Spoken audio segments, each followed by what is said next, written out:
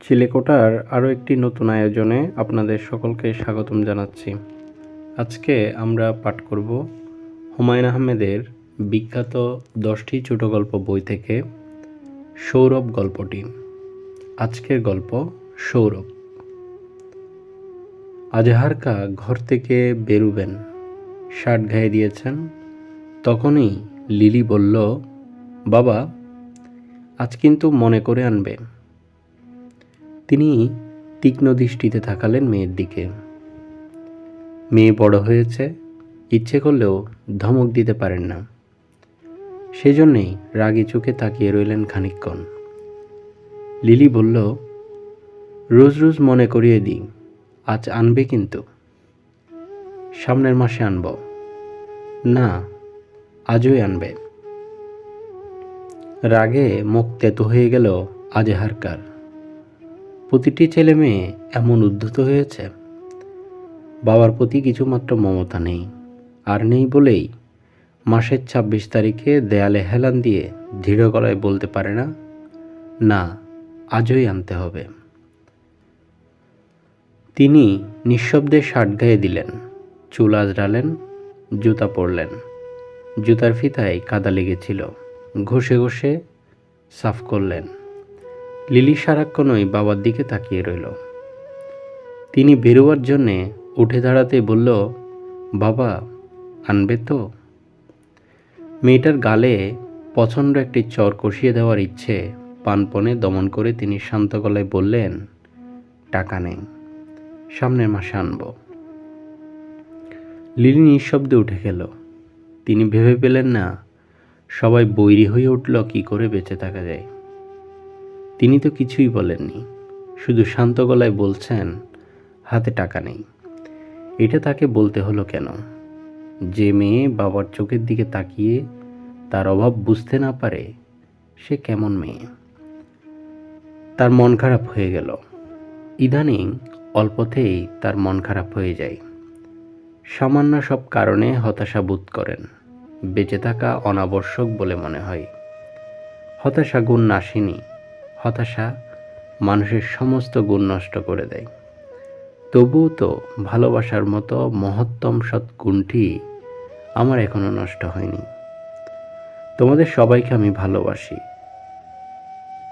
তোমাদের জন্য সারাক্ষণ আমার বুক টন টন করে। আর লিলি, তুমি তোমার বাবার দিকে ঠান্ডা চোখে তাকিয়ে থাকো। মাসের 26 তারিখে তোমার একটি শখের জিনিস আমি কিনে আনতে পারি না, কিন্তু তুমি তো আমারই মেয়ে। তুমি তোমার মায়ের মতো অবুঝ হবে কেন? আজহারকার কান্না পেতে লাগলো। যদিও সন্ধ্যা হয়ে আসছে, তাকে এখনই বাইরে বেরোতে হবে। তবু তিনি চৌকিতে বসে বাইরের আকাশ দেখতে লাগলেন। বাবা, এই নাও টাকা। লিলি 3টি 10 টাকার নোট টেবিলে বিছিয়ে দিল। তিনি অবাক হয়ে বললেন, টাকা কোথায় পেয়েছিস? আমার টাকা, আমি জমিয়েছি। আনবে তো বাবা? আনব। নাম মনে আছে তোমার? হ্যাঁ, আছে। লজ্জা ও হতাশার মিশ্র অনুভূতি নিয়ে তিনি বেরিয়ে এলেন। বাইরে ঝিরঝির করে হালকা বৃষ্টি হচ্ছিল। সন্ধ্যা এখনো মিলায়নি। এর মধ্যে চারিদিকে তরল অন্ধকার গাঢ় হয়ে এসেছে। পরিচিত পথঘাটও অপরিচিত লাগছে। 10 বছর ধরে আমি এই শহরে পড়ে আছি। 10 বছর খুব দীর্ঘ সময়। এই দীর্ঘ সময়ে আমি রোজ একই রাস্তায় হাঁটছি, একই ধরনের লোকজনের সঙ্গে কথা বলছি। এই দীর্ঘ সময়ে কোথাও যাইনি। তোমাদের কথা ভেবেই প্রতিটি পয়সা আমাকে সাবধানে খরচ করতে হয়েছে। অফিসে টিফিন আওয়ারে সবাই যখন চায়ের সঙ্গে 2টি করে বিস্কিট খায়, আমি সেখানে 1 কাপ চা নিয়ে বসি, সেও তোমাদের কথা ভেবে। তোমরা তার প্রতিদানে কি দিয়েছ আমাকে? আমাকে লজ্জা দেওয়ার জন্য। লিলি, তুমি তোমার দীর্ঘদিনের জমানো টাকা বের করে আনো। তোমার মা তার ভাইদের কাছে টাকা চেয়ে ইনিয়ে বিনিয়ে চিঠি লেখে। তার মনে হলো তিনি কুকুরের জীবনযাপন করছেন। স্বাদ আহ্লাদহীন বিরক্তিকর জীবন। তিনি একটি নিঃশ্বাস ফেললেন। বৃষ্টির ছাটে আধভেজা হয়ে আজাহার খাঁ বাজারে ঢুকলেন। খারাপ আবহাওয়ার জন্যে বাজার তেমন জমেনি। সন্ধ্যাবেলা যেমন জমজমাট থাকে, চারিদিক সেরকম নয়, কেমন জানি ফাঁকা ফাঁকা। তিনি বড়সড় দেখে একটি স্টেশনের দোকানে ঢুকে পড়লেন। ইভিনিং ইন প্যারিস সেন্ট আছে আপনাদের? না, অন্য সেন্ট আছে, দেখবেন? উহু, এইটাই চাই। তখন ঝমঝম করে বড় বড় ফোঁটায় বৃষ্টি নেমেছে। বৃষ্টি আগ্রাহ্য করে তিনি রাস্তায় নেমে পড়লেন। 3-4টি দোকান ঘুরতেই কাদায় পানিতে মাখামাখি। তার গাল বেয়ে পানির স্রোত বইতে লাগলো। তার ভাবভঙ্গি দেখে মনে হচ্ছিল সেন্টের শিশিটি তার এই মুহূর্তেই প্রয়োজন। বৃষ্টি কখন ধরবে তার জন্য অপেক্ষা করতে পারছেন না, এমনই তাড়া। 5ম দোকানে সেটি পাওয়া গেল। দোকানি শিশিটা কাগজে মুড়ে বলল, ইস, একেবারে যে ভিজে গেছেন, রিক্সা করে চলে যান। কত দাম? 26 টাকা 50 পয়সা। দরদাম করবার ধৈর্য নেই আর। টাকার জন্যে পকেটে হাত দিয়ে আজাহার খাঁ স্তম্ভিত হয়ে গেলেন। সেখানে 2-1 টাকার নোট আর একটি আদুলি ছাড়া কিছুই নেই। দোকানি নীরবে শিশিটি আগের জায়গায় রেখে দিল। আর ভাবভঙ্গি দেখে মনে হচ্ছিল এরকম ঘটনা যেন প্রতিদিন ঘটে। কাস্টমার জিনিস কিনে পকেটে হাত ঢুকিয়ে দেখে পয়সা নেই, এই যেন খুবই স্বাভাবিক একটি ব্যাপার। আজাহার খাঁ ভাবলেশহীন মুখে কিছুক্ষণ দাঁড়িয়ে থেকে বৃষ্টির ভেতর নেমে গেলেন। হু হু করে হাওয়া বইছে, ঝড় উঠবে কি না কে জানে। চশমার কাছে বৃষ্টির ফোঁটা জমে চারিদিকে ঝাপসা দেখাচ্ছে। আজাহার খাঁ নীরবে হেঁটে চলেছেন। 2-1টি রিক্সা তার হাতের উপর পড়তে পড়তে সামলে উঠছে। দ্রুতগামী ট্যাক্সির উজ্জ্বল আলো মাঝে মাঝে তার চোখ ঝলকে দিচ্ছে। তিনি আচ্ছন্নের মতো হাঁটছেন। এই বৃষ্টি, এই শীতল হাওয়া, পায়ের কোনোই পর্যন্ত ডুবে যাওয়া ময়লা পানির স্রোত, কিছুই যেন নজরে আসছে না তার। আহা, আমার মেয়ে শখ করে একটা জিনিস চেয়েছে, আশা করে বসে আছে হয়তো। এমন লক্ষ্মী মেয়ে আমার, বাবার সংসারে কত কষ্ট পাচ্ছে। তার নিজের সংসার হোক, সেখানে কোনো দুঃখ কষ্ট থাকবে না, আমি কসম খেয়ে বলতে পারি। এই জাতীয় অসংলগ্ন ভাবনা ভাবতে ভাবতে তিনি নয়াপাড়া ছাড়িয়ে, হাই স্কুল ছাড়িয়ে সেই স্কালি পর্যন্ত চলে গেলেন। কোথায় যাচ্ছেন, কী জন্যে যাচ্ছেন, এসব তার মনে রইল না। এক সময় ইটের ধাক্কা খেয়ে পানিতে পড়ে গেলেন। উঠে দাঁড়াতে গিয়ে বুঝলেন তার পা টলছে, মাথায় অসম্ভব যন্ত্রণা। পাগলের মতো ঘুরছি কি জন্যে, এই ভেবে ফিরে চললেন উল্টো পথে। বাজারের সীমানা ছাড়িয়ে পোস্ট অফিসের কাছে আসতেই সশব্দে বাস পড়ল কোথাও। রাত কত হয়েছে কে জানে। বাতিটাতি বিশেষ দেখা যাচ্ছে না, লোকজন শুয়ে পড়েছে। আজাহার খাঁর হঠাৎ মনে হলো রফিকের বাসায় গিয়ে 20টা টাকা নিয়ে এলে হয়, কিন্তু দোকান খোলা থাকবে কতক্ষণ। তিনি ডান দিকের গলিতে ভেজা স্যান্ডেল টানতে টানতে দ্রুত হাঁটতে লাগলেন। ঘন অন্ধকার রাস্তা, বিজলির আলোয় এক আধবার সব ফর্সা হয়ে ওঠে, পরক্ষণে নিকষ কালো।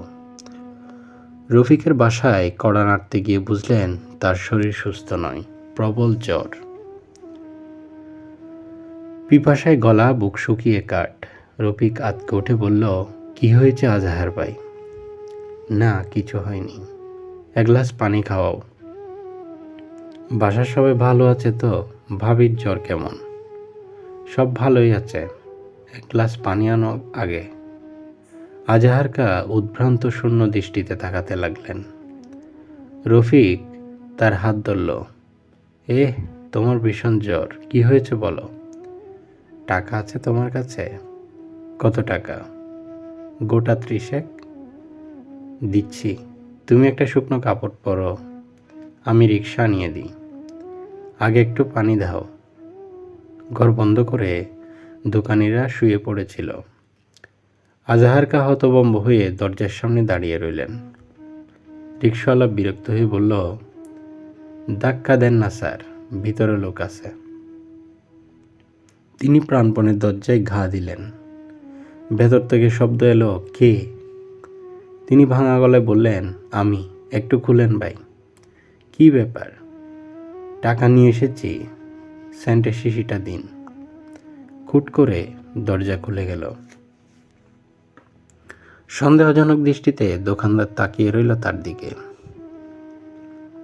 তিনি পকেটে হাতে টাকা বের করলেন।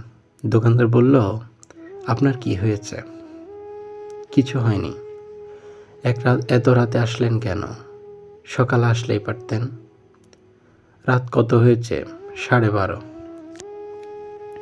দ্রুতগতিতে রিকশা চলছে। তিনি শক্ত হাতে হুড চেপে ধরে আছেন। তার সমস্ত শরীর অবসন্ন হয়ে আসছে। তার মনে হলো তিনি যে কোনো সময় ছিটকে পড়ে যাবেন। বাড়ির কাছাকাছি সমস্ত অঞ্চলটা অন্ধকারে ডুবে আছে। একটি লাইট পোস্টেও আলো নেই। অল্প ঝড় বাদলা হলেই এদিককার সব বাতি নিভে যায়। রিকশা আজাহারকার বাড়ি থেকে একটু দূরে টগরদের বাড়ির সামনে থামল। তিনি দেখলেন হারিকেন জ্বালিয়ে লিলি আর তার মা বারান্দায় বসে আছে। রিকশার বাতি দেখে দুজনেই উঠে দাঁড়িয়েছে। অন্ধকারের জন্য বুঝতে পারছে না কে এলো। আজাহারকা ডাকলেন, লিলি, লিলি। জমে থাকা পানিতে ছপছপ শব্দ তুলে মা ও মেয়ে দুজনেই দ্রুত আসছিল। তিনি ব্যস্ত হয়ে রিকশা থেকে নামতে গিয়ে উল্টে পড়লেন। যে জায়গায় তিনি হুমড়ি খেয়ে পড়লেন সেখানটায় অদ্ভুত মিষ্টি সুবাস। তিনি ধরা গলায় বললেন, লিলি, তোর শিশিটা ভেঙে গেছে রে। লিলি ফুঁপতে ফুঁপতে বলল, আমার শিশি লাগবে না। তোমার কি হয়েছে বাবা?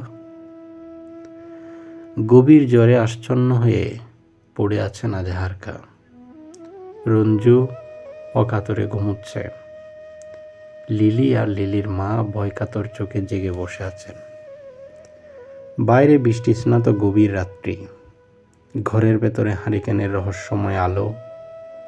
জানালা গলে বিজে হিমেল হাওয়া আসছে।